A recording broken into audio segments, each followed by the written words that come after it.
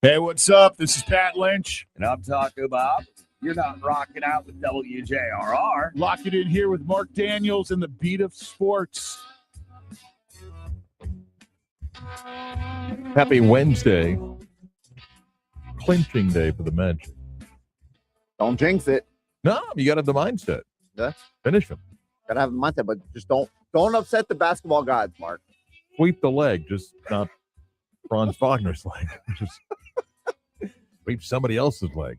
Can you address real quick? We've had a couple texters in asking why there's no Beat of Sports podcast yesterday.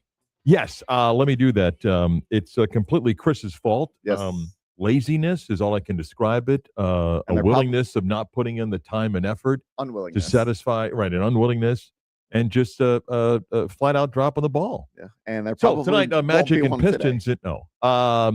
There is a problem in the system that is not just affecting our station, it's other stations in the building. You do some work over in Excel, and Johnny's house has had a problem too. So it is not Chris's fault. Chris does so much above and beyond to put everything, podcasts and videos and all sorts of stuff. So I truly joke about the stuff before. They're working on fixing the podcast issue. You can go and listen to any show in video form, which you can play back on your iPhone or if you're at home and so forth on the YouTube page at 96.9 The Game Orlando. Click on the logo and the live button, and the stream will be up, and it's up minutes after the show ends. So that is available, but Chris is right. It will not be fixed by today. Apparently, it's a little bit bigger issue than Mark kicked the cord and so forth. So that is why. It's not Chris's fault. So there is a technical issue that is being worked on. It is more than just our station, but you are able to go and watch the video replay of the show. Yes. Did I leave anything out? I think that's it. Okay. Nicely done. And are you posting the joke of the day? I posted it yesterday. I can post it daily if there's enough demand for it. Or if you want. Hey, I got to give the people what they want. No, somebody asked me about, does Chris post his joke of the day? And I said, there's no reason why we can't. So, I'll start posting it on our Instagram and Facebook page. So you can listen to the show 96.9 FM, AM 740. When they fix the podcast, you can catch the show, The Beat of Sports on demand, where you get your favorite podcast. And you can always access the video stream live right now during the show at 96.9 Game on Twitter and also on our YouTube page. Like I just said, go to YouTube, 96 The Game Orlando, click on the logo on the live button, and you can watch the stream. You can watch us live as I wave, and we'll do some things within the show. We're going to embarrass ourselves later. Yeah, Chris had an idea, and it probably will be embarrassing, yeah. And then you can watch the video stream back whenever you want. So, again, apologize for the podcast not being available. Be patient. But, again, you could watch all the silliness on the stream, which, it's fun, too. We're silly. That cover everything? I think so. Okay. All right. You doing all right? I'm doing good. Yeah? I'm doing good. Okay. Finished, I was watching it's called No Good Deed or No Good Deeds with Ray Romano and Lisa Kudrow. Watched that on Netflix last night. We finished. It was like I think it's a limited series or just season 1 on Netflix. It's a good show. Okay. Good show. Finished that last night with the wifey. Did I watch that? It's new. Oh, no. Did they do? No, she did something else. Okay. I'm going to give a shout out. Chris Gentry, who client for years when he had his Gentry's Barbecue in the store. Well, Chris now, I wouldn't say retired. He's still very busy, but sold the shop and now is a food truck.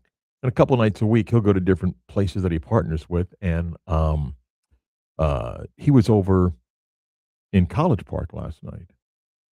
And I did the UCF show with Scott Frost out at L House. And then I went supporting Chris, and I went to get some barbecue last night. My God, was that good. We swung by, and I picked up some stuff. They were at a Digress Wine on Edgewater. And Chris put his truck there and pulled up, and we got a pulled pork plate, double beans, Nice. and then I got a half rack of ribs, which was so good. I mean, perfect, not overspiced, just great. And then he did a pork smoked fried rice, which I just said, okay, here, I'll try it. It was so good. It was so good because the pork was perfectly smoked that gave the rice just a great flavor, but not over the top and everything. And brought home, and the wife and I enjoyed. And it was one of those things that we both were sitting watching the Knick game, and we got done eating like, I'm exhausted. It's like, I feel like I just went 15 rounds here with this stuff, but it was so good. It was so good. So I thank Chris, and Nice. it's great to go out and support the stuff that he's doing. So yeah, like really good barbecue works. Yeah. Next week when I'm back in Waco, when UCF's out there playing Baylor, Terry Black's Barbecue, which Chris recommended, and they had just opened that location in Waco. And when we went for football last year, that was the Friday night dinner for the crew. Big hit, massive hit. I think I showed you the video, indoor, outdoor stuff. And then like 40 smokers in its own little thing outside. And so we'll be dining there on Thursday night. So it'll be fun. Anyway. You going to stop at any breweries? Maybe grab Troy Aikman's beer. Yeah, I still owe you that, right? Yeah. I'll ask if they have it. One more thing. Do you carry any of Troy Aikman's beer? I think it's a light lager. Yeah. So, I gotta We don't go watch the figure. We don't go. They took the Big 12 baseball tournament of Arlington. Otherwise, I'd go right to his bar. But need to make a trip to Texas. Yeah, I mean, you're the cowboy guy. What are you asking me for? Well, I'll probably be taking a Monday off during the football season whenever I go to Lambeau. When's that game?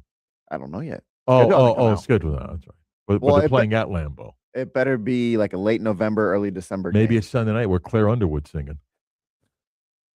Kind of neat. Right? Kind of neat. Coming up with the program today, Keith Smith is going to join us for his weekly basketball visit. Got a lot to get to with Keith. Magic and the Pistons tonight. Opportunity to close out the series. So we'll talk to him about that.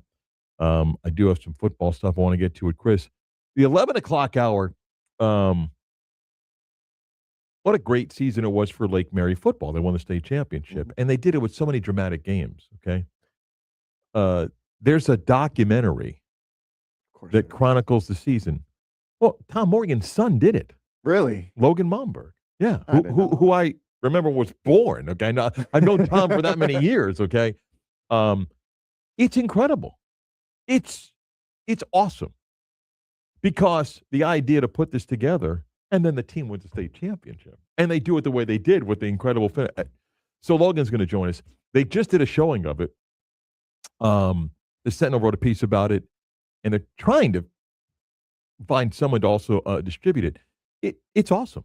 It's great. I mean, it's as professional as you'll ever see with the game highlights, the behind the scenes on the bus and everything, the players and coach. It's awesome. So Logan's going to join us 11 o'clock hour to talk about it. Nice. And he should be proud because it's fantastic. I'm going to send it to you, and you're going to watch it. Yeah, and you'll love it. It's great. I mean, even if you're not a Lake Mary fan, we love our Orlando area teams winning, and it was a great story. And their coach is awesome. He comes on our show, so we'll talk to Logan about that. All right, time for everybody's favorite segment. It's almost like an unwritten rule that when you become a father, you become king of the bad dad jokes. What is Forrest Gump's password? 1Forrest1. Are you ready to laugh? We know at least one person is. Here's CB's dad joke of the day. Oh, that's so great. All right, I was really excited for the one yesterday. I'm even more excited for the one today, Mark. Are you ready? Yeah. What do you call a coffee shop for dogs? I don't know, Chris. What do you call a coffee shop for a dog? Starbucks. Get it? Like not Starbucks, but Starbucks.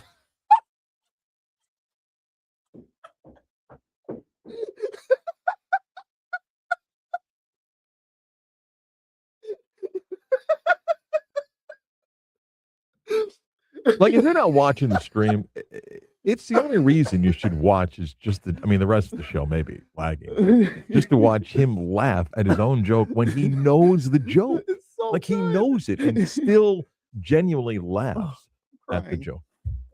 Wow.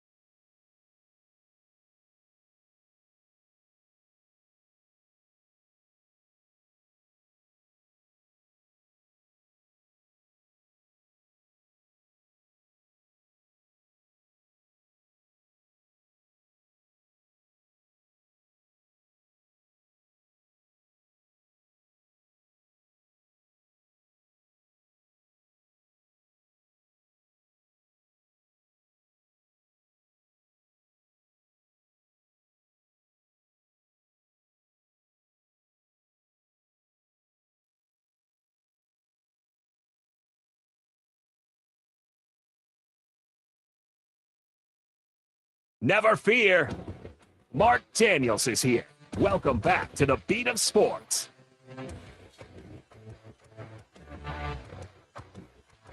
Magic tonight and the Pistons game number 5. More with Keith Smith when he joined us in the next segment. I said earlier with Kelly in the bridge, at the moment, it's still, we'll see how Franz Wagner handles treatment if he plays tonight game number 5. I'm just telling you, a calf injury in the NBA today is different than just a few years ago because the number of calf injuries that became much more serious. So I'm not aware of anything new. Part of me thinks he may not play tonight. You want to be careful with this, not because you think, hey, they're up 3-1, they'll win the series. It's just, again, calf injuries, not like, hey, just walk it off. But we'll do a deep dive in the Magic and Pistons coming up in a little bit. A couple of stories yesterday, basketball related, one college, one pro. Chris, the information reporter role, not reporter, the information person, because the line of journalism and information person is blurred. I mean, good God, we've got an NFL scandal that's proven that. Shams Charania yesterday was the first to report that the NBA is moving forward pending Board of Governors approval. And that story didn't get out with the NBA not knowing approval's coming. Okay. I mean, it's how the game works. It's just how the game works. So he gets the story. It's a two-way street here. And we've got this 3-2-1 lottery system. If you want a deep dive, you can go read it. If I tell you what it is, it gets really complicated. The 3-2-1 lottery proposal, named to represent the number of lottery balls per team, would expand the lottery from 14 to 16 teams. Teams that do not qualify for the playoffs or play-in tournament but stay out of the relegation zone, because if you finish with the first, second, or third record, you don't get the number one pick. And then you get a certain amount of balls based on where you finish. It's 3 balls, 2 balls, 1 ball. By the way, you could actually lose the 7-8 game and you benefit in the lottery. So the idea is, well, what if you tank the 7-8 game? I'm not as worried about that because I don't think that's the case where someone's like, hey, let's lay down tonight because we'll get one more ball in the lottery. But the NBA, and part of this plan also gives the NBA the ability in a couple of years when the collective bargaining deal is up to review what they're doing. Then you can't get the number one pick in back-to-back years. So there's all sorts of things. I don't think it's bad, Chris. At 10 o'clock hour, WYGM, WJRR, HD2, Cocoa Beach, Orlando sports leader. It's complicated. And when you make things complicated for fans, you also can't have a top 5 pick in 3 consecutive years. Yeah. So there is something to say, I kind of like what they're doing. You can still tank. It's just if you're like, hey, we're going to tank to have the worst record to get the best possible odds, the league's changed that. So now you're trying to tank to not be in the bottom 3, which teams can still figure out how to do. But the weighted system has also changed. So I'm not going to knock the league for being creative. I've said this before. Every league, every sport should have a willingness to be proactive when you see a problem to try to eliminate the problem and to make your game better. I've said it for years. You know, NASCAR has been changing rules within a season, and I applaud that. It's not like in baseball, there's a 5th base beginning in June. But to speed the game up, every sport, particularly how we consume sports with all the options, you better be proactive. You better realize when you've got something. And the NBA recognized, for whatever reason more this year, we're not just going to let it die and move on. We want to be proactive to the point that they're doing it now, not waiting till after the NBA finals to do it now. So I'm not going to knock that. Is it confusing? Of course it's confusing. Well, let's be honest. The NBA is not being proactive. They're being reactive. They're reacting to what happened the last couple of years. Fair. Yes, fair. So they're not being proactive. Well, okay, fair, but I'm saying being proactive in now, not waiting for the end of the season and to drag it out. They're saying, look, we've looked at some ideas and we're going to make a change. Why release it now? And why not wait until the end of the season? I don't know. I think because of the criticism that seemed to be higher this year than had been in recent years, because you had, and somebody wrote a piece about this that I thought was really well, the number of lopsided games of tanking teams versus those, it wasn't just the wins, it was the margin of victory. It was just, it was embarrassing. So you're right that they're reacting recent years, but I think proactive in the sense, like it seems like the pulse of this story was greater and the league decided to, act on it now. So from that standpoint, I don't criticize them. It is going to be complicated. In many ways, the lottery has been complicated. Frozen envelopes for the Knicks hasn't been used in quite some time. The bouncing ping pong balls, it's not that case either. So it's been confusing. It'll be confusing now. And will it deter from teams of completely tanking? No, they'll get creative in staying in a certain zone. Hey, don't want to be 1, 2, or 3, but if we settle in the 6, 7, 8 range, so we make sure we got 3 balls in the group there, and then let's see what happens. They didn't commit to it for 20 years. They just said, hey, we'll do this for a couple of years, and then we'll see if it's working or not. That's fine. I don't know what the perfect solution for the draft and tanking in the NBA is, because there's, like you said, there's always going to be a way to kind of go around or manipulate in order to try and increase your odds of getting the number 1 pick. Yeah, but this system does. I mean, there isn't much of a difference. I mean, you're talking about, hey, you got 3 balls. That team's got 2 balls. So, all right, let's see what happens. People will figure out ways to do whatever they think is going to be beneficial. The other piece of news yesterday, basketball related, which was expected, and it is for multiple reasons. One being money, because everything, is the idea of expanding the NCAA tournament to 76. Okay? Last night, when we were doing a spring football UCF radio show, Scott Frost was on first 35 minutes, and Terry Mahajer was on the last. Terry's for it. And I think he's for one. Terry's a free thinker. He's not told by Brett Yormark what the league's position is. He's a free thinker. And one of the things I really enjoy about Terry, sometimes he will even mention things that I'm not quite sure that should be public. But okay, he's for it, and I understand why he's for it. It is about money because there's more games now. Just obvious. That means more money. And the other part of it is, this isn't to help the little guy. This is absolutely to get more teams of the Power 5 basketball conferences. We have Power 4 in football, at the Big East, Power 5 in basketball. It's to get more teams in. And one of the reasons Terry's for it, and I appreciate the honesty, Chris, he said they may benefit UCF. Look, this year, for example, when I'm on the plane flying back from BYU and that blowout, everyone had UCF as like a 6 or 7 seed, and then they had the losing streak. And whether or not it came down to that Cincinnati game that they won, that incredible game, and come back and win and so forth, and that was why only the committee knows. But his point is, listen, UCF plays in a league that has been, all the analytics, the best basketball conference in 11 of the last 14 years. And resources are what they are, and they're going to continue to do what they do to put a team together, but an expanded tournament probably helps a school like that. It probably gets at least 2, if not 3 more Big 12 teams in the NCAA tournament.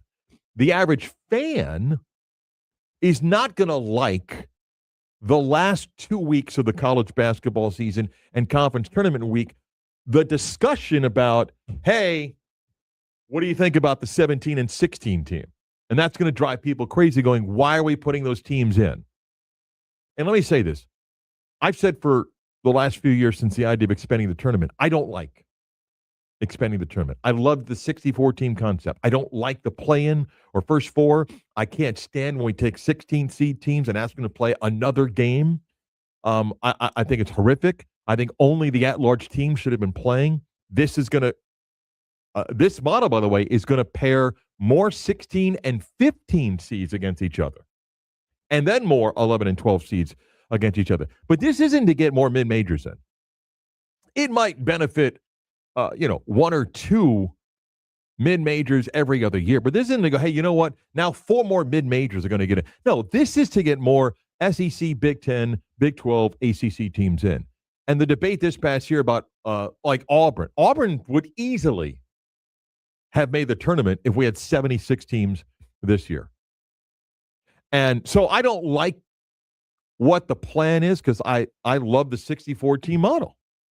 And if your team didn't earn their way in over the course of what's now you can play 32 regular season games, well, that's on you.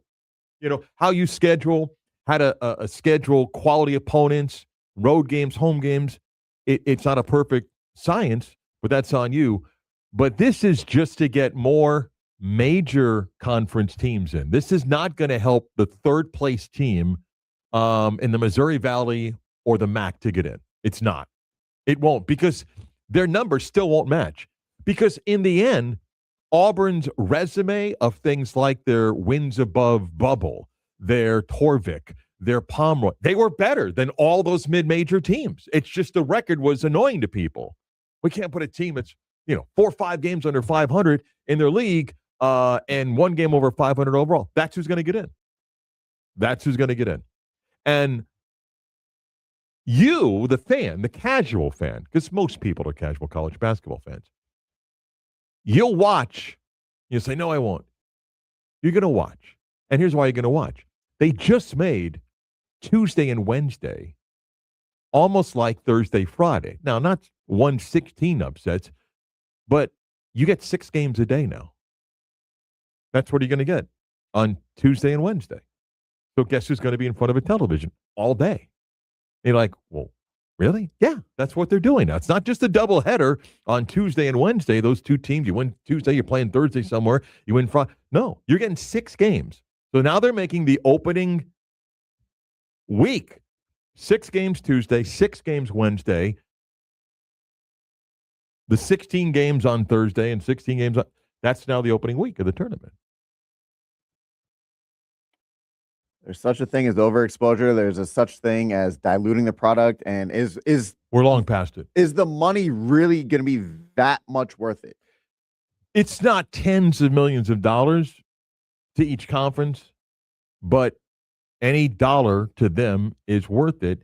And for conferences and schools to say they went and played in the NCAA tournament, there's a value to that. Listen, next year, UCF may benefit. They may be one of the teams that benefits of an expanded tournament, and I'd be hypocritical to say, well, turn it down. I'm just telling you, the fan and the traditionalist in me, and I know we once had 24, 32, 48 teams. I love the 64-team model. I didn't need 68. And they're only doing this because money. They are. And I have no doubt in my lifetime that 76 won't be the last number. At some point, they'll add more. We're going to have triple digits at one point, aren't we? This is not to help the small school or the mid-major. Do not be fooled by that. This is not to help them. This is solely for the power brands and to get those schools more teams in. And that's just, the Big 12 wants to be able to say next year, we got 12 teams in. And you're like, yeah, but like this year, the model shows that Cincinnati, who was playing well in Oklahoma State, Arizona State, with Bobby Hurley, who everybody knew was getting fired, probably would have made the tournament a game over 500 because the resume and the metrics would have justified it. That's what it's about. Do-re-mi. Magic tonight with a chance to eliminate the 1-seeded Pistons. We dive into it with Keith Smith and more of the playoffs next.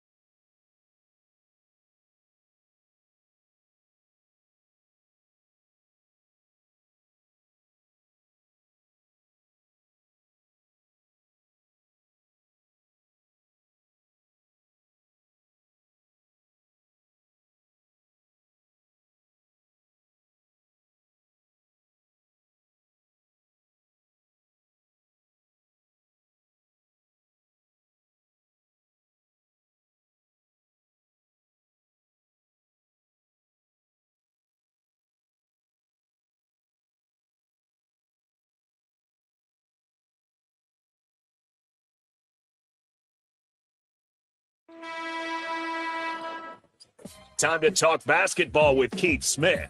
The latest on the Magic and around the NBA. Follow Keith on Twitter at Keith Smith NBA. All right, we always enjoy our basketball visits with Keith Smith. Again, support his work. You can get the link, X or Twitter, Keith Smith NBA, and much to follow. Good morning, Keith. How are you?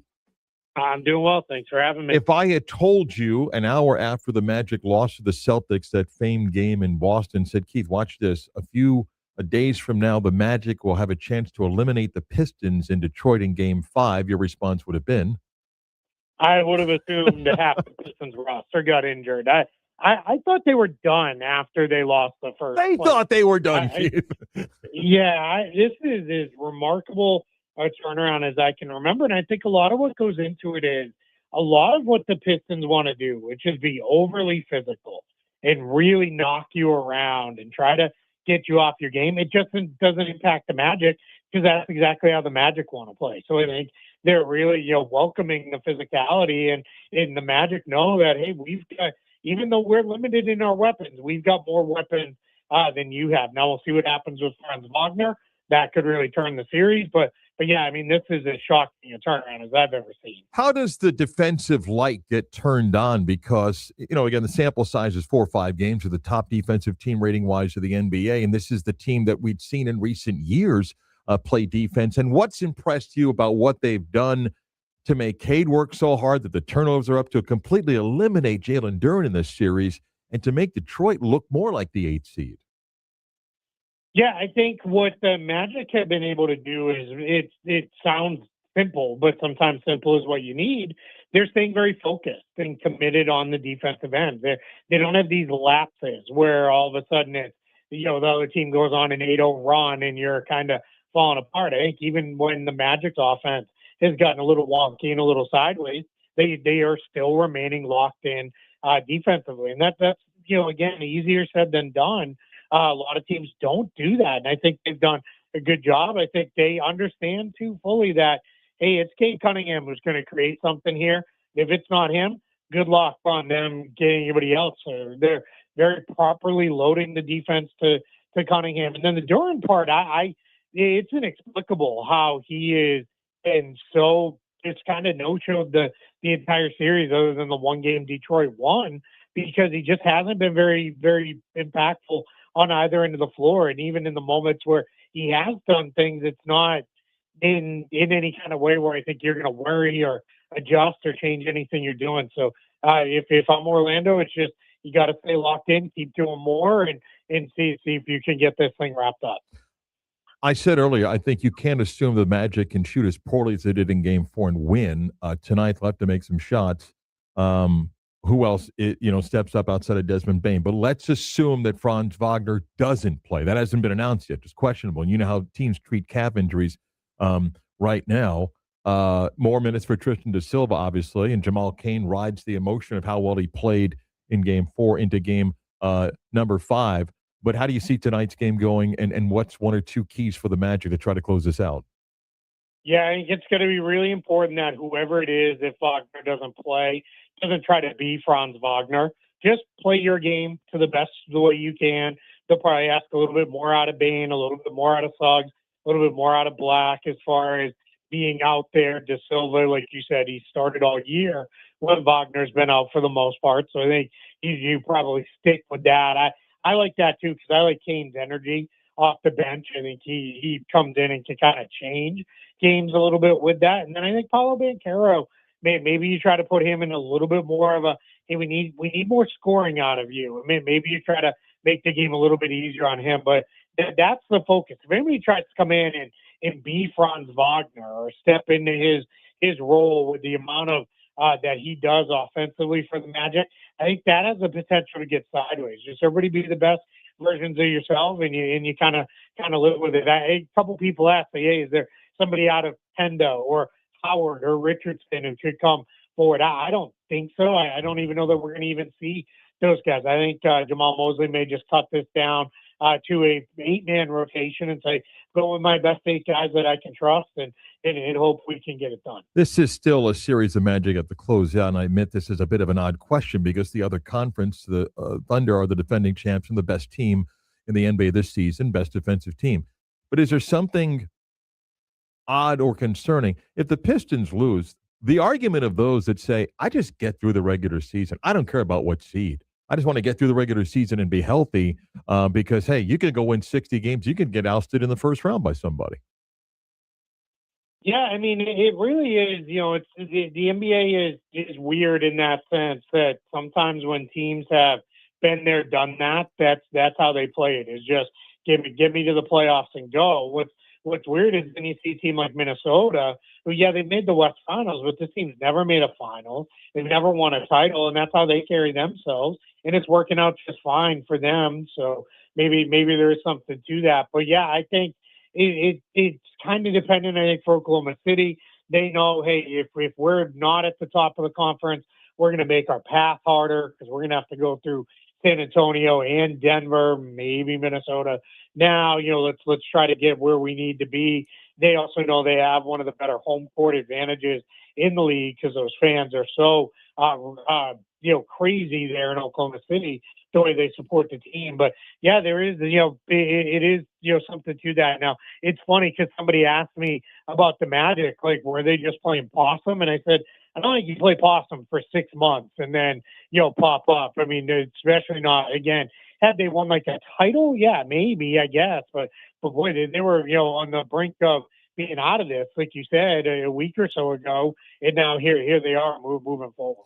Let me run through these other series and get your thoughts. I mentioned earlier that if Joel Embiid missed that first season because of an injury, but then played every year and was healthy, I think we'd look at one of the best players in the last 40 years of the NBA because when he's on, and he's on 100% last night, but he was great last night, and Boston just didn't shoot. And the Celtics far better than me. If they don't hit shots, they're not the same team. Maybe there is a game 7 of this series, but that was impressive of Philly last night. I thought that the Celtics were in position to really close it out, but we got a game 6. Yeah, it really was. Joel Embiid, obviously that's the standout. You can just look at the box score and see he had a pretty nice night. But if you watch the game, early on, he wasn't having much of an impact. He was taking a lot of jump shots. He was just kind of hanging around the perimeter. And when he does that, that's a win for the Celtics. They're going to live with that every single time. But then in the second, really late in the first half, but then in the third quarter, and then throughout the second half, he got to it and really started attacking the basket. He was playing inside. He was drawing fouls. He was getting layups and dunks. And I think the one thing that we've seen, year over year over year, when these teams are matched up in the playoffs is Boston also will welcome if Embiid goes hard right out of the gate. And, they've seen before, hey, put up 40, put up 45, but in the fourth quarter, he doesn't have any legs left, and he's struggling. The one difference is now Tyrese Maxey is fully there as, all right, I got it, big guys. Get me the ball, and I'll close this thing out. So Boston's put themselves in a spot. This is, unfortunately, this has been, other than the title season, this has kind of been a hallmark of this team. They play with their food a little bit.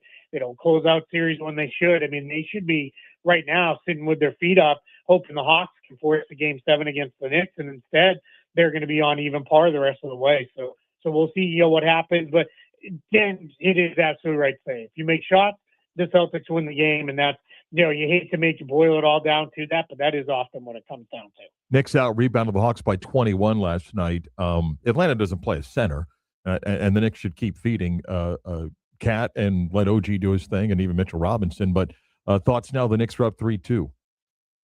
Yeah, this was my worry for the Hawks. It took a little bit to get there, but the Knicks' size is just so overpowering. And you mentioned Cat and OG and Mitchell Robinson, but even Jalen Brunson, he loves to get down inside. And there's nobody on the Hawks that's really going to challenge him at all. And Onyeka Okongwu's doing the best he can battling those guys. And I think Atlanta has almost fallen into they're waiting too long to try to speed the game up. And by the time they do, it's almost out of panic.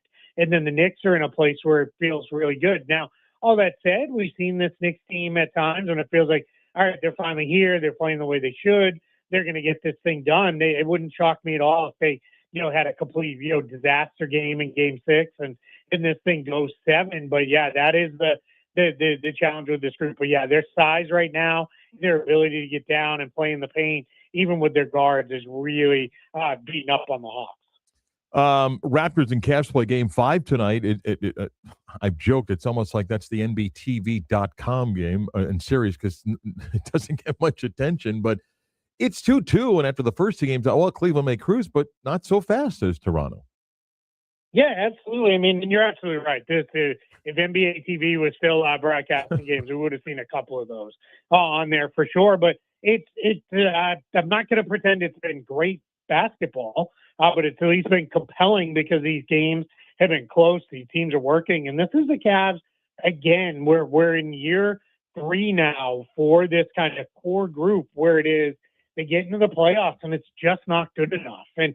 And James Harden doesn't tend to get better the longer series go on. Donovan Mitchell, I think the Raptors are doing a really good job keeping size on him, whether it's Barrett or Barnes or even Ingram when he has to pick him up. Then you're coming with Jamal Shed, who's just a bulldog and he's going to make you work 94 feet. It's been really, really good. And then where Cleveland should have an advantage is with Allen and Mobley. They should be able to overpower Toronto inside, but they're just not getting it done with Colin Murray-Boyles. Jakob Poeltl at times has played well, better in the last couple games, but that's been a really, really interesting series, and I'm very curious to see where it goes from here. We love stats. We hate stats sometimes, but the number on SGA, Keith, in a month plus, he's missed 2 shots in the fourth quarter and overtime. I mean, I know he gets fouled a ton, but just think about that for a second. It's unbelievable. Yeah, he to me is the prime example of missing the forest for the trees or whatever that quote is, because he is so good. People get so caught up in the foul stuff that they miss out on a guy who is absolutely right now, I think, the best player in the NBA. He's so good on the dribble. He's a very unselfish player. He's very willing to get his teammates going and let them go. And he always knows, hey, if worst comes to worst, I could probably drive and get a foul. And I don't think his foul baiting is worse than anybody else's in the league. I just think he's that good at it. And again, I remind people, every single great scorer in NBA history has been a foul baiter. They've all drawn a ton of fouls. I go back to Michael Jordan and Allen Iverson and those guys. They all drew a ton of fouls. Why? I think it's just a matter of the Thunder are so good that people feel like, well, they don't need that anyway. And then I think it is just a matter of jealousy and fear of like, hey, how are we ever going to beat this team? And that's led to the amount of complaints. But yeah, he is a special, special player. The injuries to Minnesota may certainly change this series now because it's 3-2, and I mean maybe Minnesota can close it out tomorrow. I still love a lot about this series, like you and I talked about last week. And I do wonder if Denver loses. I think it's fair to kind of evaluate where they're at, and I do wonder if that thing and that guy wonders about his future in Denver. I'm getting way ahead here, but the injuries certainly have impacted this series. Your thoughts on where we're at with Denver and Minnesota? Yeah, I think Minnesota has to get it done in Game 6 at home. I just, with the injuries you saw in Game 5, which was a must-win for the Nuggets to stay alive, that Ayo Dosunmu was a really good player, and he had that one incredible game. When it's from the jump and the Nuggets had a chance to refocus a little, he still had a nice game, but it wasn't a dominant game. And they don't have a lot else to go to. They're kind of, because of the injuries to DiVincenzo and Edwards, Chris Finch is kind of out of cards to play. He could play Bones Highland a little bit more. Maybe you could get a little bit more out of a guy like Terrence Shannon Jr., but those guys aren't going to give you the same impact. So, and they're just, I can't see how they go into Denver and win a Game 7 without those guys. But yeah, if the Nuggets lose Game 6, there's definitely going to be changes. That's an ownership group that has made it clear with the front office, hey, we're not going deep into the tax. We're not going to be an apron team. We don't know if that costs on Peyton Watson this summer in restricted free agency. Maybe they move on from Aaron Gordon. I think the Cam Johnson, Michael Porter Jr. trade has been just a mess for them. They could really use Porter and his scoring now. So, yeah, there's definitely going to be changes to come in big conversations. I don't think it'll be Jokic because he seems very happy there. I think they know, hey, with Jokic, we set our floor as at least being a playoff team, but everything around him, that's got to be in play. We'll talk about the Spurs, obviously, as they move forward. I'll even save the lottery changes for another time. I do want to ask you one last one on the way out. The Lakers and Rockets tonight. I don't know if Reeves comes back, listed as questionable. The Lakers are up in this series 3-1. I think if the Rockets lose here, you got to evaluate where they're at. I mean, they try to tweak this, and Imadoka doesn't look happy. Kevin Durant and all that stuff. I mean, they're a mess, and this series could end here. Yeah, 100%. They've got some real stuff going on with contracts. Sorry, Easton's a free agent, and Ben Thompson is extension eligible. You extended Şengün, you extended Smith. Şengün's been better. Smith has not been able to step up the way they need him to with Kevin Durant out. So, yeah, major stuff to come. We'll see. I do think the Lakers, I think the Lakers with LeBron James and with Austin Reeves looking like he's coming back, they're gonna do everything they can to try. I think they're gonna play this almost like a game 7 as far as shrinking the rotation, sticking with guys. I think they want to get it closed out because they now know the Thunder are just sitting home with their feet up, waiting on them. And I will say this, I'm glad you didn't ask me about the lottery yet because I'm still not sure I fully understand. I don't get it either. So I need a little bit more time to get into that myself. When it's confusing, it's hard for the common man to understand. Keith, thank you. Enjoy the games. We'll talk next week. Look forward to it. I appreciate it. Thanks for having me. Support Keith's work on extra Twitter, Keith Smith NBA, the links to the videos and all the writings that he's got, and good stuff to dive into. Magic coverage tonight. Magic and the Pistons trying to close things out. 7 o'clock tip. Pregame begins at 6:30. Little football. The Dolphins have made an announcement about their number 1 pick. Did a guy get fired for saying something on a show that maybe he regrets or doesn't regret? Some football notes when we come back next.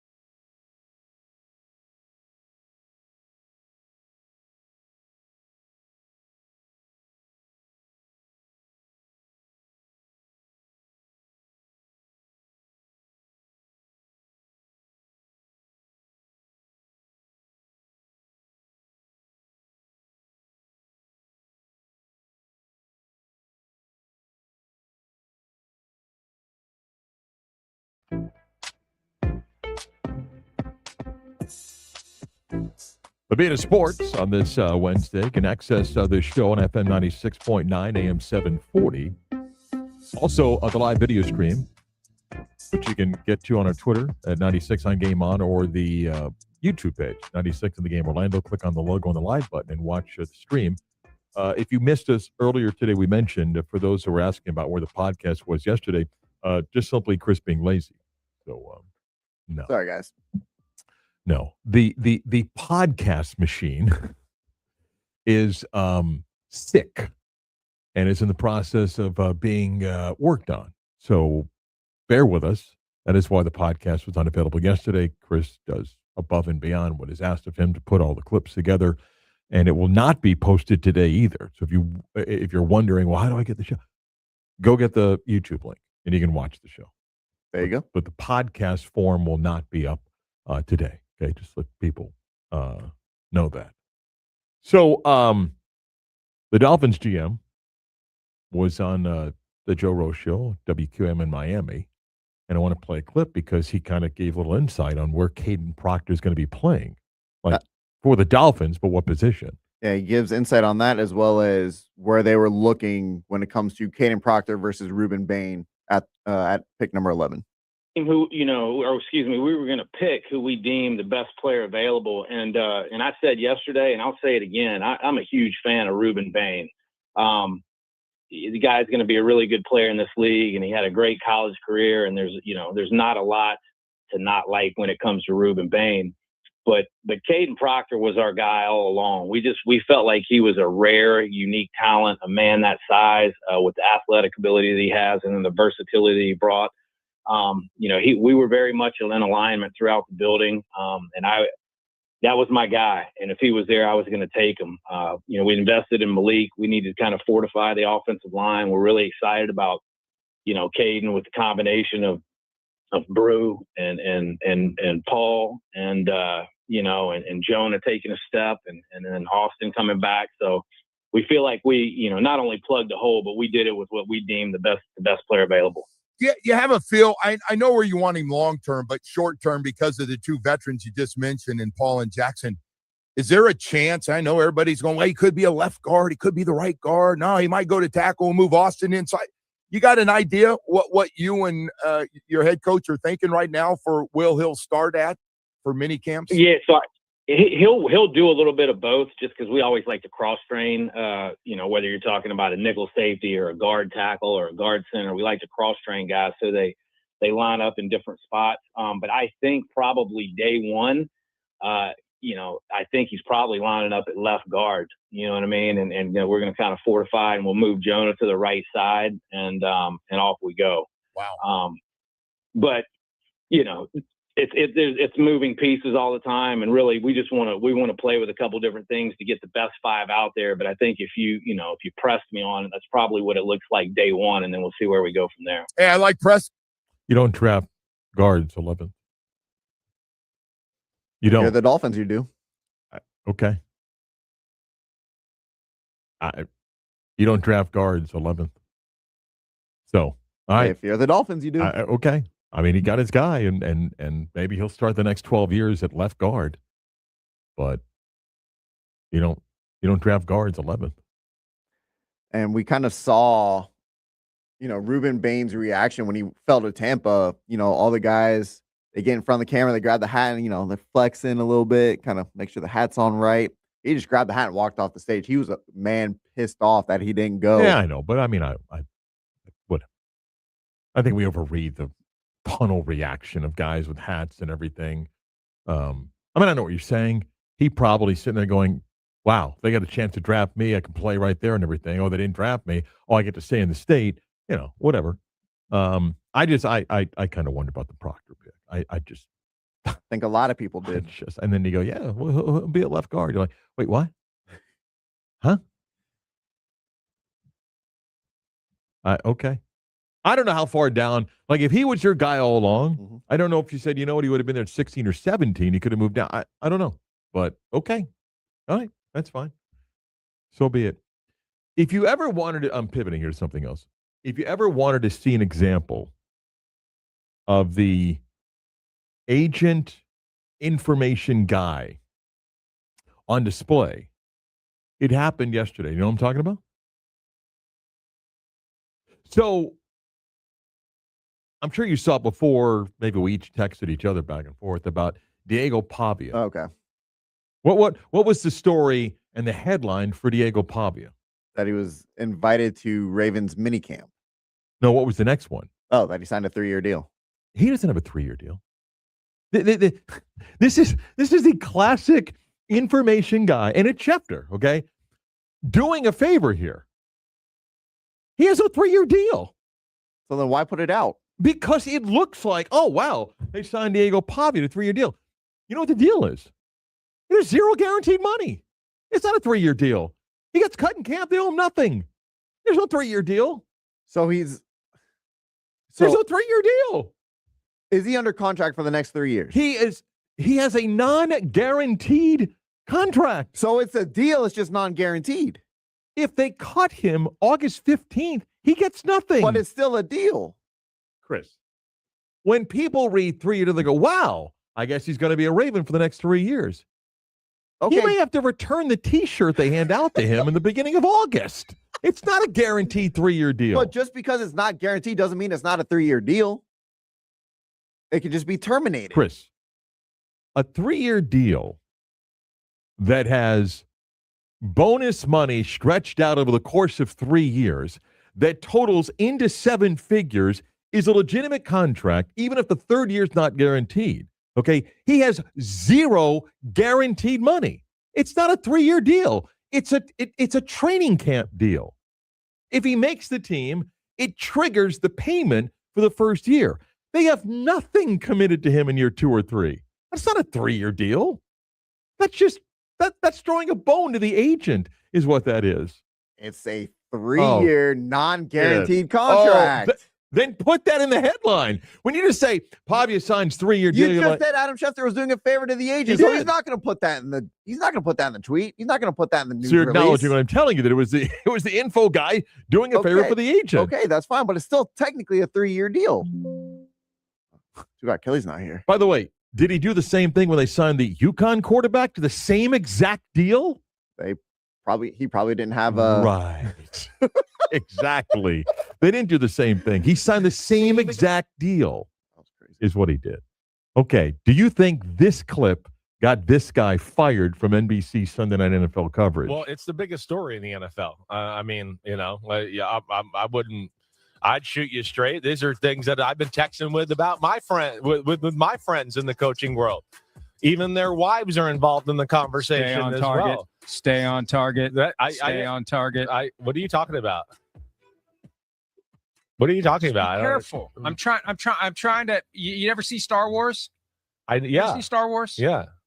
As Luke is going down the I don't know. I'm not enough of a Star Wars nerd to know all the terms, but his wingman is telling him stay on target. Right. I'm just giving you. I don't look. There's a lot there, and there's only so much that is reported and known, and that's. I'm just trying to help. All right. In Star Wars, did they tell the? No, hold on. Let Chris Sims finish. They called thing called "shut up" and just let the person talk. Tell me that. Read that line back. I'm just trying to help you. All right. So Chris Sims made that comment on his morning show at Mike Florio, and it sounds like Florio knew, and he's trying to tell Chris, "Hey, man, and don't want to do it." And it's been announced that Chris Sims is not coming back to Sunday Night Football. Now, it's a little bit different. I don't think anybody feels like Tony Dungy was fired. It feels like, hey, maybe we've run our course with Tony Dungy, and we're going to pivot. We're bringing in Mike Tomlin. Mm-hmm. Chris Sims, this seems like more than we're just going to pivot and go in a different direction. It seems like, did he get in trouble for saying that? Just first knee-jerk reaction, yes, he did. Why? Probably because the NFL doesn't want there to be a mesh of maybe reporters and coaches. What did he say? I think once he brought the wives into it, that triggered something that the NFL didn't want to go down. But what did he say? Again, the fact that he mentioned wives. Hold on. Wives are involved in the conversation. My friend with my friends in the coaching world. even their wives are involved in the conversation on as target. well. Right there. That's Stay on target. That's when Florio knew. He's like, can't go down that road. What road? They want to leave. He didn't say, I just got off the phone I'm just saying with the following coaches' wives, and here's what their scuttlebutt is. that. Just again, knee-jerk reaction. Okay. That is what happened. That is the phrasing. That is the line that crossed the. That is the line that he crossed. Well, clearly Florio thought, oh my God, we can't go down this path here. By the way, can I ask another question?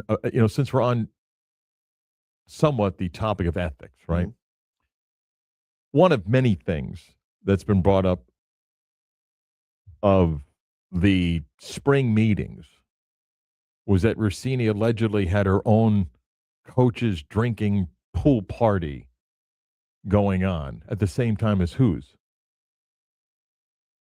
Jay Glazer, who I guess for 18 years has been doing the spring meeting pool party for coaches, drink whatever you want. We're okay with that gray line then of ethics because he's a guy paying for the booze of the guys, but she did a, quote, rival drinking pool party and people lost their mind because, well, it crosses an ethical line. Glazers, 20 years of doing it, doesn't make it a gray area?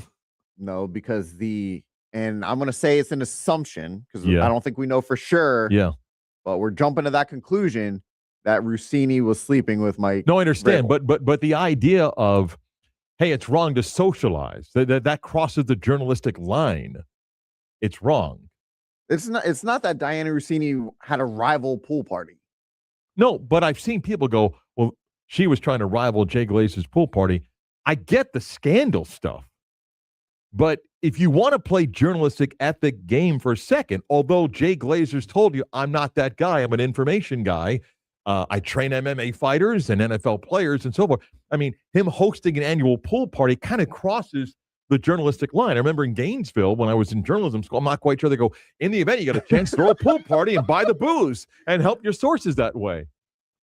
Listen, I know why this story draws so much attention. There's a potential sex side to it, okay? Mm-hmm. There is, and life's not fair. There is an onslaught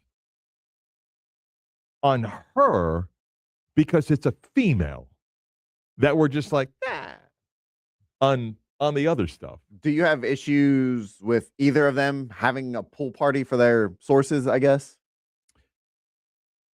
The answer is yes and no. The answer is yes if I'm trying to sell you on what journalism and ethics are supposed to be. The answer is that was long gone years ago, and the line's blurred. The line is blurred in sports and politics and social news and everything of what is supposed to be the journalistic ethic world we live in. We don't live in that world. In fact, I would say this, the information person, the Schefter, the Shams, and whoever else you want to put in that category, the audience doesn't care about journalistic ethics. They just want the news, right or wrong. Right. They just want the news. They want it as fast as possible and just give it to me. And then I'll worry about if it's right or wrong later. I don't care about that. So I appreciate the grind of like a Shams and an Adam Schefter. Mm-hmm. But don't get it wrong. They're not, quote, journalists. They're not. They're information entertainment people that learn the game of hits and clicks because that's what it's about. So their blurred line is long gone. So to throw a bone at the agent is worth it because I can get more information of their clients, of players and coaches. That helps me, and I've got to build my network. Listen, maybe long before Woj, there were other great information people, okay? Mm-hmm. But it was well known in the industry, the power that he had. He even acknowledged in interviews and writings that he provided information to teams that he had access to. I mean, you want to talk about a conflict of interest. Imagine if you're talking to a source, I'm just making up names here, somebody at the Knicks is giving you information, and then you're turning around and giving it to the Dallas Mavericks. Is that a conflict of? Of course it is. Yes. But that line's long blurred. But now with this pool party, is it wrong? See, it's open to anybody. You have no problem because it's a guy. Let me finish. Yeah. I'm not saying it's right or wrong because it's either a guy hosting it or a woman hosting it. Yeah. It would be wrong, I think, if he's hosting it for a select few as opposed to There is open zero. to any source. Okay, but I think there's zero chance that a female reporter or female information person could host a pool party with unlimited booze for coaches and not draw assumptions by people. It's just the society we live in. It's just, and life's not fair. And maybe Rossini is guilty of a lot of things that she's been accused of, but it's just the image. No one has a problem with Glazer doing it. No one looks at the journalistic line and goes, isn't that being crossed? If a female person does it, then there's just an assumption. Right. And life's not fair. 11 o'clock hour kicks off with the news next.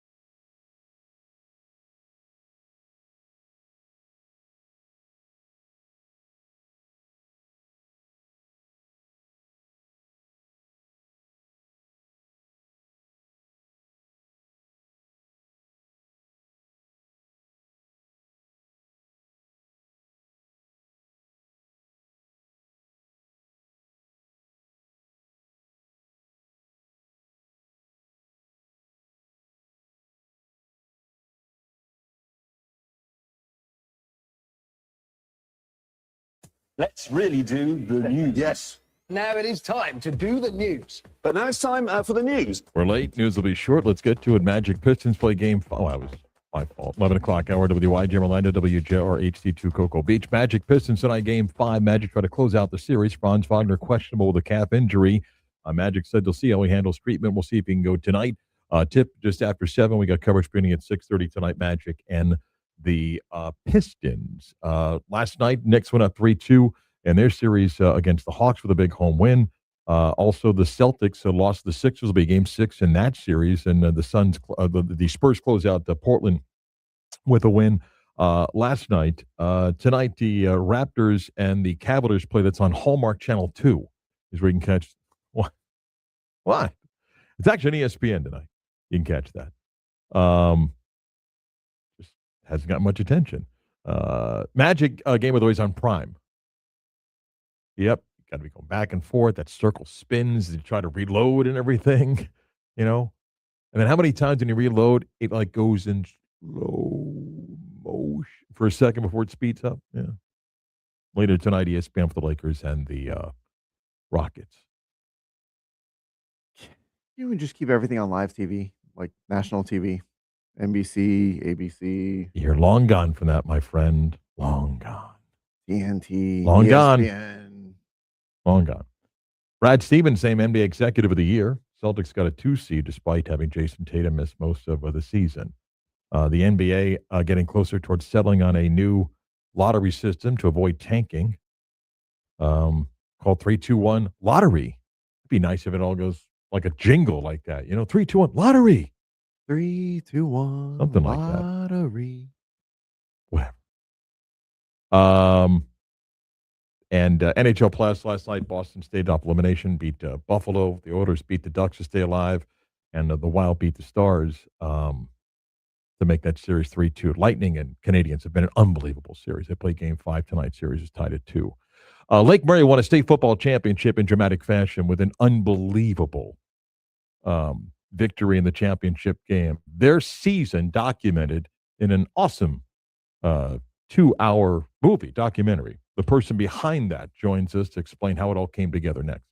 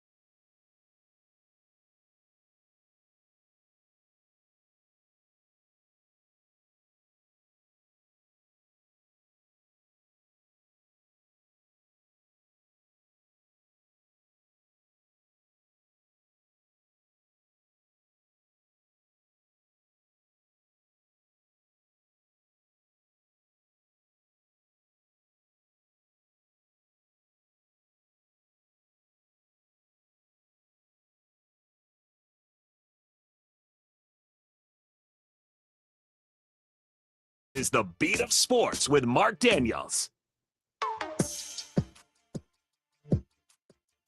You go back to December as the football season's going on, and obviously we enjoy following our local high school football teams. And Lake Mary suffered heartbreak in 2024, trying to win a championship. And in 2025, they had a good football team and got on a roll and ended up having one of the more dramatic ends to a game and a championship game as they won a state title with a Hail Mary, and just an incredible run for the Rams. There's a new documentary that looks back at this incredible season and that championship game.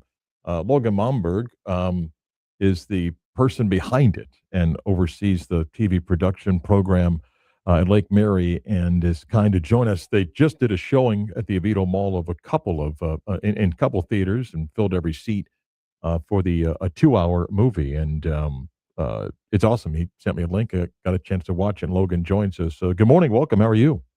Hey, Mark. I'm doing well. How about you?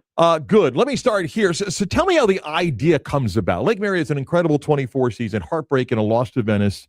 A lot of pieces come back. Noah Grubbs, nationally known high school quarterback, and some other players. But how did you begin to formulate the idea for this to put the documentary together? One of the first things is you got to have some footage to help tell the story. And so we're in a unique position where I have a lot of dedicated students that are willing to go to the football games and record pretty much every single snap. We live stream all the home games, but I've even got students that will go to away games, whether it's in the land, mainland, or in Orlando, and then of course the Seminole County games. So we have footage of every single snap. I was able to go to Miami last year for the state championship game against Venice, and I had footage of that that I was able to record. So the first part is, can you tell the story visually? And so we had plenty of footage to do that. Then, of course, you have the dramatics of the state championship game itself, which, it's its own story. But then for the school, there's history, first state championship in school history. And then that Saturday night, we end up on SportsCenter top 10 as the number one play, and we get national attention. And from that moment, it was like, okay, let's document not just this historic moment for the school, but this is a big deal, throughout national and maybe even international attention for the people that have seen the Hail Mary. And we can tell the story of everything that led up to that Hail Mary. It's a massive production, though. I mean, this wasn't like, hey, go grab a few highlights. I mean, you put 2 hours, it's as well produced as anything. So take me through the process of going, okay, I got all this stuff. Now I got to get a game plan to tell another story here. Yeah, absolutely. So anyone that knows anything about file sizes, we have about 3 terabytes worth of footage. And then when we started interviewing coaches and players, we wound up, when it was all said and done, with 12 hours worth of footage that we interviewed. And we really didn't want to tell the story through a narrator. As much as you could get into, kind of a professional voice to tell the story, we felt like the best way to tell the story was through the actual voices of the coaches and players that were there.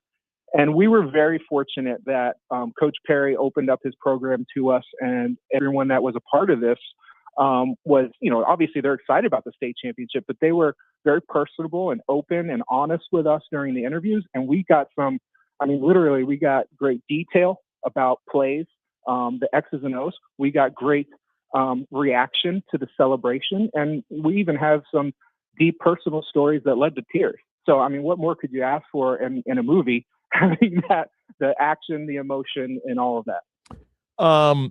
The story, though, really starts with last year's heartbreak, okay, against Venice. And it kind of laid the foundation for the football team this year. People thought Lake Mary was going to be good, but then it kind of, got on a roll. And then, Logan, to get Venice on the path to the championship only added to the story, right?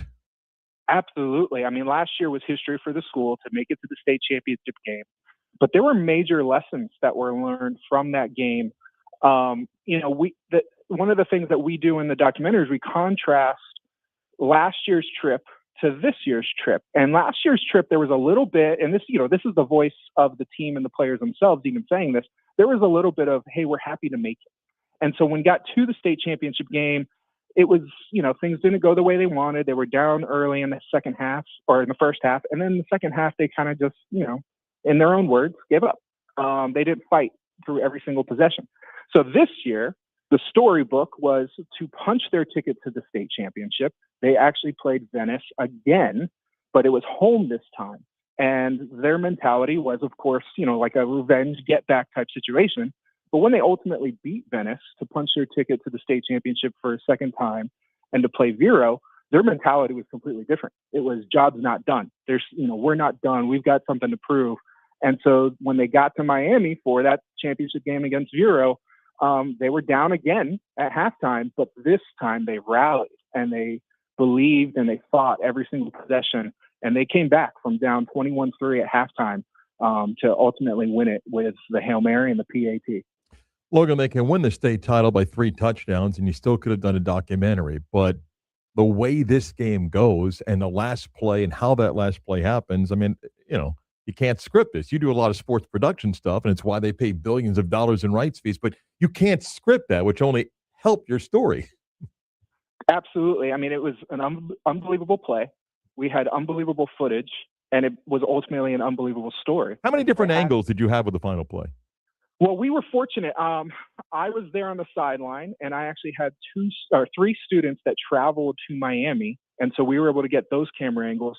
But then as soon as that game finished and we came up with the idea for a documentary, I reached out to every content creator, news network that I could to see if they'd be willing to share their footage with us. And we were blessed to have some people that said yes. I even pursued contacting ESPN to get the SportsCenter Top 10 footage, which they gave us. Also, the FHSAA and NFHS, which did the broadcast, they approved us to use their footage. So honestly, when it comes to the Hail Mary itself, I probably have 11 different camera angles. But the amazing part about that Hail Mary is the story within the story. Our best wide receiver, 6'5" Barrett Schultz, going to FIU, he was going to be the main target in the end zone. I mean, you're just going to heave it up and throw it to your tallest guy, see if he makes a play. Well, Vero pushes him out of bounds. So he's not even down the field when the ball is thrown. And our next closest wide receivers are behind Vero's defensive back. Well, Vero does what you're supposed to do, make contact with the ball and knock it down. Instead, they knock it back. They knock it backwards. Well, our 6'5" wide receiver made it down the field late, and then he's the guy that catches it. And so, we have footage of him out of bounds, which never made the broadcast. Even the team's film from their huddle camera and all that stuff, they didn't even see it. So we were able to tell that part of the story by virtue of, reaching out to all the different content creators and then combining it with the footage that we have. One of the great things in a great documentary is the storytellers. And as you said, you chose to have the people involved in this. And you had, obviously, Coach Perry plays a big part. But to me, what was interesting is the players remembering every detail of these key plays. I mean, I'm getting old. I don't remember what happened yesterday, but it's a great part of the storytelling that they can tell you, so-and-so was here, we did this, it was 3rd and 6, this much time left, and the memory for them of clearly moments they'll never, ever forget adds to the story. Just share what it was like to hear them have such detail in their memory. Yeah, absolutely. I'll share you a fun, quick story. So our quarterback, Noah Grubbs, actually graduated early and is enrolled at Notre Dame currently. So unfortunately, he missed the movie premiere last week because he had his spring game last Saturday. So we sent him a version of the movie, and he watched it, and he was very complimentary. But he said, "There's stuff about this season and game I don't remember." Yeah. So there is a lot of detail. And what I'll say is, what made this team so special was you had kids that were obviously dedicated physically, putting in the time, putting in the work. But this was a smart football team. This was a very well-coached football team, and you could hear it in the documentary because, like you said, they're talking about the X's and O's. They're talking about time, score, situation, and that's stuff you don't normally expect from 16, 17, 18-year-olds to be that articulate. And so that just provided another depth to the story. The coaches can tell you every down and play and snap, but to hear it from the players, that just gave it a more personal touch. And they were they were so amazing in their interviews. What was the most difficult part of the project, and what is the most rewarding part of the project? Most difficult was probably organizing the interviews, and then I had multiple students help us log their answers. So, for instance, we have a 2-hour-long interview with Coach Perry, and we're asking questions, but new questions pop up. You go down that thread of, okay, here's a storyline we weren't aware of and whatnot. And so I actually had students go back through with a fine-tooth comb and go through all these interviews and write down timestamps and say, oh, at the 5-minute mark, he talks about Seminole High School. At the 11-minute mark, and what that ultimately did, even though that took forever, is it made it easy for our editors to be like, okay, I'm editing the Seminole section. Who has some good sound bites on Seminole? And boom, they can jump right into our shared document. And that was difficult on the front side, but it made the editing so much easier.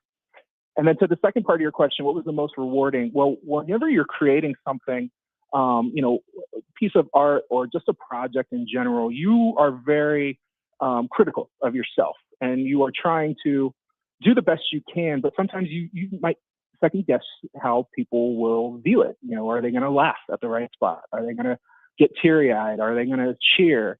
And so being in a movie theater, which I want to thank Coach Perry for helping us be able to premiere this film in that fashion. Because, you could easily drop it on YouTube and share the link with people, but to have a community moment where we had 2 movie theaters full, over 400 people in attendance. And when that Hail Mary happens and we have everyone's cheering and clapping, we have, some people, there was like some funny moments within the documentary, and you hear the people laugh. That is such a rewarding moment to be able to witness that. And my students, who were the ones that made the project, they were able to sit there and watch the movie with everyone around them. And what I told them is like, this is a special opportunity. I personally have been around in TV and video production for 22 years. Nothing I've ever been a part of has ever been in a movie theater. So I told them, soak it in. This is such a cool moment. And they were so happy to see everyone's reaction. And it was amazing. For those that would like to see Lake Hail Mary, can they find it? And if so, where? So we are actually in the process of trying to put this on different streaming platforms. Okay. What we're currently working on is making sure that we have everything in order, because all these streaming platforms have parameters and things that you got to meet. But we're trying to get this on Amazon. You have to go through approval process. Sure. And so if it doesn't work with Amazon, we have no problem putting this on YouTube. We're not trying to gatekeep this from anyone. We want to share this story. But having the hard work and the professional approach that my students put into this project, we want to put it on a professional platform. We'd love to put it on something that people can find across the world, because I think it's a story that talks about a team. It talks about hard work. It talks about never giving up, and it talks about taking advantage of opportunities and making the most of it. And that's something that is universal, and I think a lot of people will connect with. The documentary is Lake Hail Mary, and when Logan finalizes where this documentary can be seen, we'll be sure to let people know. It was awesome. I really enjoyed it. Thanks for sharing the link with me. It's a great story, and you can't script an end like that. And you and your students did a great job. Thank you, Logan. I appreciate it. Thank you, Mark. Logan Momberg. Little toddler, remember little Logan. and outside of working Lake Mary, Logan works like every sports team in the state and broadcast. He's done work for the Magic and the Heat and the Lightning and the Panthers and Marlins, Rays, and all sorts of stuff and everything. So definitely really talented grind. person. Man, they did a great job. Again, you don't have to be a Lake Mary graduate or fan. Just appreciate the job that they did. It was awesome.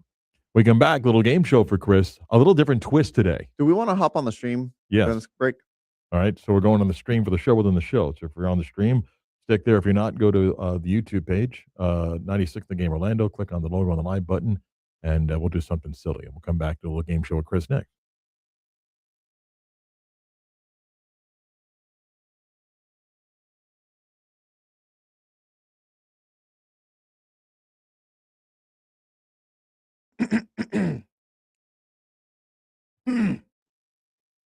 What the hell is that? Just clear my throat. Why? Why not? I can't clear my throat. Did you need to? Well, the first time I did. Second, third, fourth, fifth time, just being obnoxious. Okay. All right. Okay. So what am I doing here? So I saw this video online. Chris comes in all giddy, like, "Hey, I got something silly we could try." So you know how much I hate social media, but I'll scroll through at nighttime, just kill time, whatever. And I came across this video of this woman trying to. She takes her thumb, takes her pinky, and at the same time she tries to switch. Yeah. And then you're saying it needs to become this. Yes. But you're saying do it quickly, and the mind doesn't work that way. You can't. Is this one of those things that women are better than men at? You ever see she- that stuff about the ability of like turning your hand in a certain way? Yeah, I don't know if women are going to be better at it than men, but Okay, so I'm supposed to take your thumb, yeah, and then what? pinky here, and then switch them. So, oh, you mean the same hand? So, and then do it quickly. Oh, I see what you're saying. It's hard. So thumb this way, pinky here. I can't. The pinky on the other side always stays up.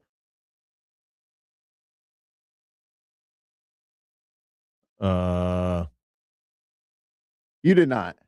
No. What?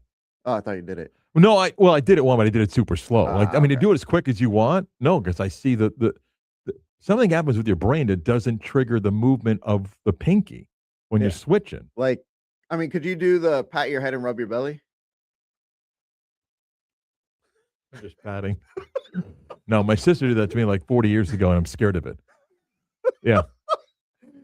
But I can't. Okay, so thumb, pinky, and the goal is to end up thumb here, pinky there. There you go. But you got to do it quickly. Yes. No. It's hard. Yeah. I hate this now because now I'm going to try to do this. Well, twice more than I could. Yeah. Can you do it? No, I can't. I just. Okay. But it doesn't mean that we're like challenged. I don't know. I did like can 90% of the people do this? I'm in a small group that can't. I'd be interested to see if people could do it. All right. So thumb, pinky. See, even trying to put the pinky, I'm trying to put the thumb up as well. Thumb, pinky. Nope. See, the pinky And stays. now my ring finger. I'm not doing that. I'm not putting two fingers out. But I end up like this with the two pinkies out and the thumb up. It's impossible. I don't like it. I feel dumb. Yeah, if you're on the stream and you're lying that you can do it, I think you're lying. Did the woman do it in the video? No, she couldn't do it. What were the comments? I didn't read the comments. Huh. Thumb, pinky. Switch. How about if I just do this? Hey, dude. Oh, wait. Thumb up, pinky out. Right? Thumb up, pinky out. I end up leaving the pinky out all the time. Yeah. Maybe if you switch, so switch hands. You know what I want to do, but I won't do that. You know what finger I want to Yeah. All right. Now this challenge is pissing me off. Thumb, pinky, switch. And now I just. Yeah, now you have two fingers out, though. Now my ring finger keeps going up. So clearly something in the brain doesn't allow. Can people do it? I don't know. I haven't seen anyone do it. Fascinating. Like, how does somebody even know? Hey, try this. Who got the idea to go? Hey, I got an idea. Try and do this. I don't know. I don't know, but I could rub and pat. Yeah. Okay. Wow. Got me. I'm like a trained monkey. Wow. No. The thumb and finger are never out at the same time. It's the thumb and the fingers out. Pinky, and then just switch. And I get my ring finger going up now. Did you do it? No, I end up leaving the pinky out. I don't move the pinky in. It's like the brain's trying to do four things at once, and you can't. It frustrates me. Now I'm upset. Okay. Why do I keep leaving the pin? All right. That's what we. I don't know. It's hard. Yeah. Should see if your wife could do it. Yeah, but then if she does it like instantly, I'm going to really worry about myself. Like, should I go see someone? Call my doctor and go, hey, I got to come in. What's wrong? There's this trick that I can't do that my wife does. You know, then I go and he does it like instantly. And I'm like, oh my God, get me to a specialist quickly. What's going on? Is there medicine I can take for this? Yeah. Medicine. I don't like things like this, you know. I like knowing what songs came out in what years more than doing my hand thing here. Yeah. All right, one more try here. Boom, boom, boom. I get the ring. I don't like it. Were you doing that last night? Getting the ring finger A little. out too? No, I was like you. It'd always be like that. Yeah. I don't like it. Yeah. I'll quit. Now I'm frustrated. Quickly give up, you know. Yeah, whatever. All right. Anything else you want to talk about?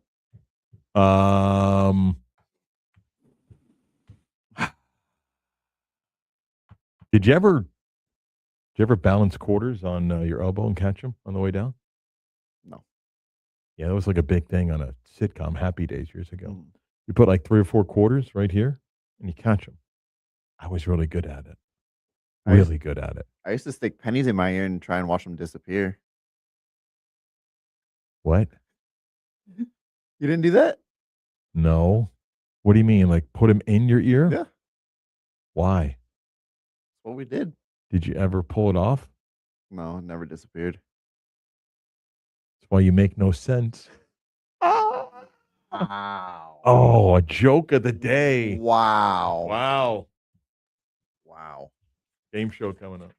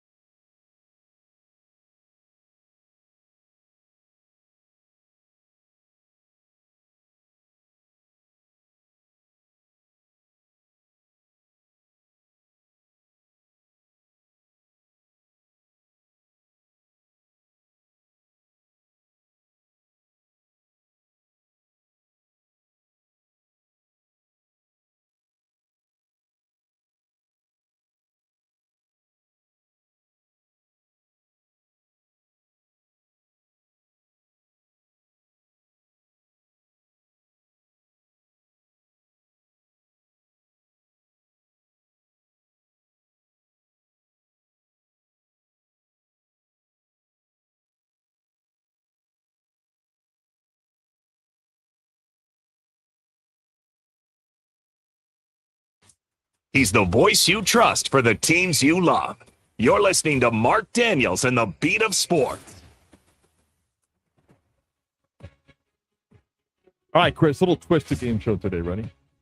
All right. And you have no idea what I'm about. Nope. I like it fresh and clean. Yes. Okay. Here's the deal. You're going to pick a number. Okay. It could be 1, 2, 15, 64. You pick a number. Okay. And I'm going to give you a question back. Okay. So pick a random number. And then I got to react quickly. So go ahead, pick a random number. Let's go 13. 13. 13 will be the combined turnovers for the Magic in tonight's game. Yes or no? Oh, I like this. 13. 13 turnovers for the Magic. For the Magic tonight. The Magic. Actually, you know what? 13 Pistons sounds had 20 in the last game. 13 sounds like a good number. Yeah.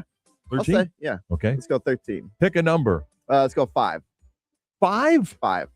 5 is the number of starts for Ty Simpson in the next 2 years as the Rams quarterback. No, I don't think he won't start any this year. I guess it will depend. It's either going to be none the next 2 years, or he potentially starts an entire season that second year if Matthew Stafford retires. Well, I just said in the next 2 years. The question is, do you think Matthew Stafford plays in 27? No, I think, you know what? I think this might be his last year. Well, then the question's not that crazy. No, I guess not. Now that I think about it. Okay. I guess, well, it'll be, you said 5. I guess I would take the over then, I guess, in 2 years. Pick a number. 47. 47 is the combined points of Cade Cunningham and Paolo tonight. 47 combined points for Cade and Paolo. No, I think it'll be higher than that. Cade Cunningham's going to do everything he can to stave off elimination. He'll probably drop at least 30 tonight. I think Paolo has about a 25, 28-point game. Ooh. So based on that, it would be over the 47. So I will say no. Pick a number. Go number 1. Number 1? Number 1. Number of home runs hit by Aaron Judge. Tonight? Yeah. Who they got? Make sure the Yankees play tonight. I thought about that. Like, I want to check on that one. Yeah, played the Rangers this afternoon, 2:35. Rangers, 235. Nathan Eovaldi on the mound for the Rangers. I think that sounds like a lock. Hit his for a 12th home run last night. I think Judge will be a lock for a home run tonight or Lock. today. A lock. See? Okay. Lock. Pick a number. 64. 64? 64. 64 will be, ready? 64 will be the combined draft position. Combined draft position for the Miami Dolphins' next 3 first-round picks. So adding up all 3. That means you're picking in the 20s. Yeah. So adding all 3 of their next draft picks, the next 3 first-round draft picks. Yeah, they can adds also up pick to 8, 60. which means then it's impossible unless they win a Super Bowl. No. Much lower. Much lower. They'll be lucky to hit double digits, honestly. No, they'll hit double digits. I think they'd be lucky to hit the 20s, though. Pick a number. 26. 26. 26. Points for LeBron James in a potential series clinching game against the Rockets tonight. 26 actually sounds about right. I don't think he'll need to do much. I don't know if Kevin Durant out for this series, or is he playing? No, may play tonight. May play tonight. So depending on if KD plays tonight, LeBron may need to put the team more on his back. But I think 26 should be enough for LeBron. Regardless if they win or lose, I think LeBron at least hits 26. Pick a number. 80. 80. Oh. Number of minutes the Lightning and Canadians will play tonight. I say this because overtime's been common in this series. Okay. So they play game 5 in Tampa tonight. 80 minutes. Will they play more or less tonight? Meaning that they'll be in a second overtime. They will play less. They'll play less. I don't think we'll be hitting a second overtime. Been a great series. Absolutely phenomenal series. Pick a number. All right, I'm going to throw you a curveball here. 0.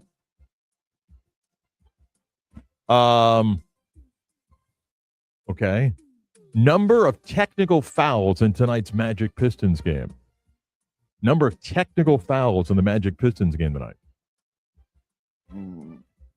No, I think someone will get called for a defensive 3-second. Oh. Yeah. All right. Let me throw that one out. Okay. Not a 3-second. So a player An emotion coach or player gets a little bit too hot. Player tech. Or coach. I'm still going to say no. Okay. No. Pick a number. Let's go number 10. 10. 10. Okay. Total draft position number for Arch Manning and Lenore Sellers next year. I'm combining? Yep. So one goes 6, one goes 4? That would be 10. One goes 1, the other goes 11. Well, then it's 12. No, I don't think Lenore Sellers will end up going in the top 10. Okay. Prediction of mine. So just based on that, obviously the answer would then be no. Pick a number. 37. Number of pretzels you'll eat in bed tonight. None. I don't have any more pretzels. I need more Didn't know pretzels. that. Didn't know that. Didn't know. No, actually, was it last night or no? 2 nights ago, I was munching on some gummy bears. Oh, you had more than 37 gummy bears, right? 100%. 100%. It's impossible. Like if you have the brand new bag of gummy bears, it's I eat at least half. impossible. And then my wife got mad I didn't offer her one. Laying next to you? Mhm. Did she ask? Or she was She waiting didn't for ask. the offer? She was waiting for me to offer. I didn't offer. Never once? I usually do. Pick a number. 55. 55. 55. 55. Number of home runs hit by Aaron Judge this year. Nah, I think he stops in the 40s. I almost did the thing with the. I almost used that finger thing you were talking about. Got 12-9 now. So he'll cool off. Pick a number. All right. My favorite number. Do you remember what it was? 2? 111. 111. 111. My favorite number. Point total for the winning team tonight's Magic Pistons game. That's going to be another defensive struggle. I think the Magic will barely break 100, and I think their defense has been stout enough to keep the Pistons under 100. So the Magic, I guess we'll say 103.95. Magic win. Pick a number. Let's go even 100. And even 100. Even 100.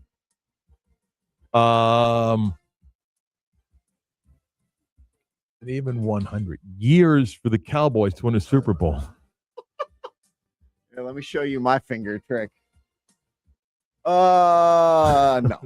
Obviously, no. Is that a hard no? That's a hard no. All right, pick another number. Go 99. 99. 99. Is there like a theme to this here that you're doing? Or No. 99? Okay. I'll dance with you for a second. Okay. 99. Total number of starts in the career of Caden Proctor. Dolphins GM says he's going to play guard, left guard, but big guy, a lot of weight. Yeah. 99 career starts. Some healthy linemen play 10 years, some battle injuries. He's a big guy, carrying a lot of weight. Most linemen do. He plays every single game at 10 years. That's 170 starts. Provided they don't move to 18 games. I still don't think he'll hit 99. I don't think it's 99. I don't know how many, but 99 does seem a little bit high. And he's just going to be on a bad team.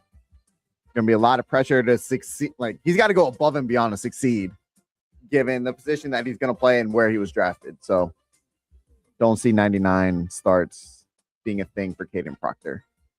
Do you like pick a number? I do. That was fun. There you go. The pressure's on me. You're just throwing a number. I got to think of something. That's no pressure to make sure I don't throw out a number I've already used. I'll come back and put a wrap on the Wednesday show next.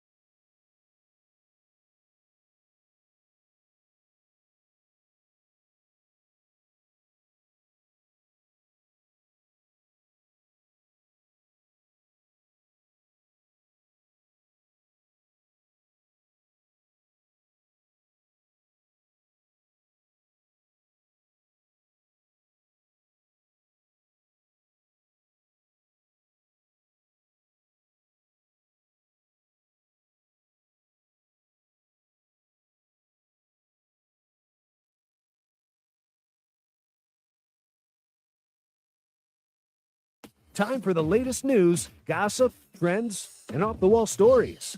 Trends.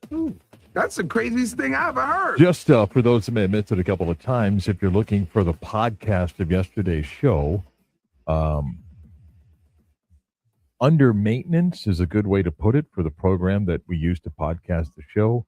It's not just our show. I did not forget or to the post station. it. It's a few other iHeart stations in the building that are dealing with some issues to get a podcast posted. So it's not that Chris forgot about it. I'm going to sneeze. Woo! Sorry, I sneezed. On the video, you saw me sneeze. And it will not be up today. So if you miss the show and say, oh, what they do, you got to go get the video stream. Go to the YouTube page and you can watch it back. So that's the same deal with yesterday's show that's posted. And today's show is going to be posted in a matter of minutes. But we'll let you know when the podcast issue is resolved. It's not anything that Chris is not doing or did do. It's a maintenance issue that engineering is aware of, that is working on, and hopes to resolve it soon. But yesterday's podcast is not available, and today will not. But you can get the video stream and watch and listen. Who doesn't love a video? Well, there's a lot of weird stuff today. A lot of weird stuff. But tomorrow, either A, the Magic have wrapped up this series. By the way, Franz Wagner said earlier at Shoot-Around does not anticipate Franz Wagner playing tonight. I don't wonder. We'll see if the Magic wrap it up. Well, we got a Game 6 coming back to Orlando on Friday, among the many things we'll touch on. Chris, have a good day. You too, Mark. We'll see you tomorrow for a Thursday edition of the Beat of Sports.